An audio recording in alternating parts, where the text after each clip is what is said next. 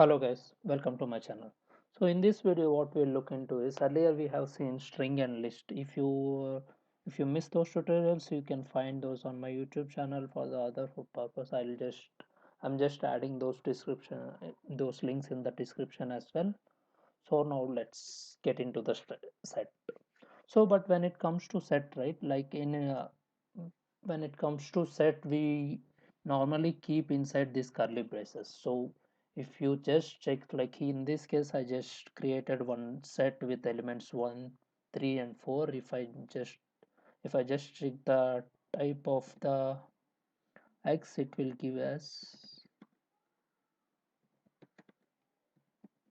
so here it is giving us test set. But like basically when it comes to set, unlike list, here we don't know like how it is going to print the values and all. There is no specific order and all. And at the same time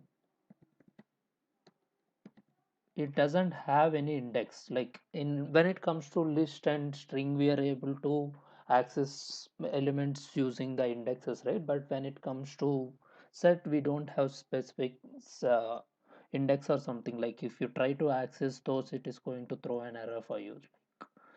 Here this is the thing, like set object is not subscriptable like that.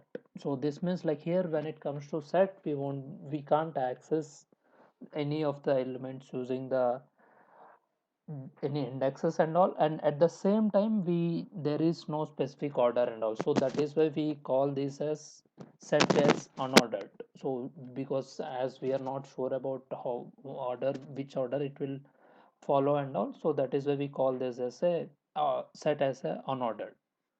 So like similarly, like in list we have some specific elements, right? Like we have specific methods, inbuilt methods, which we are using to update and add the elements and all.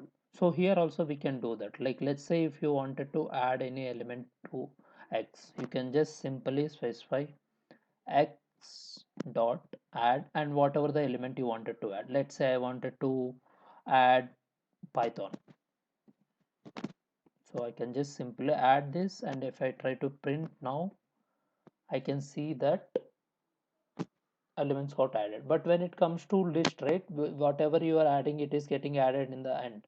But in this when it comes to set, it varies because like as it is unordered. At the same time, let's say you wanted to add multiple elements, so in that case what you need to do is, let's leave this here, let's take a new one.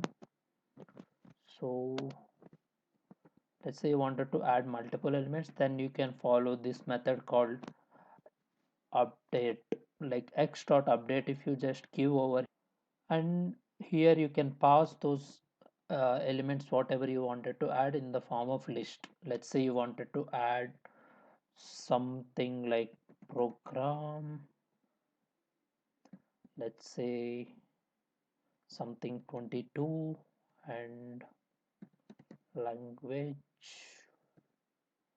So you cannot add those always, and here if you try to print, all those values got added.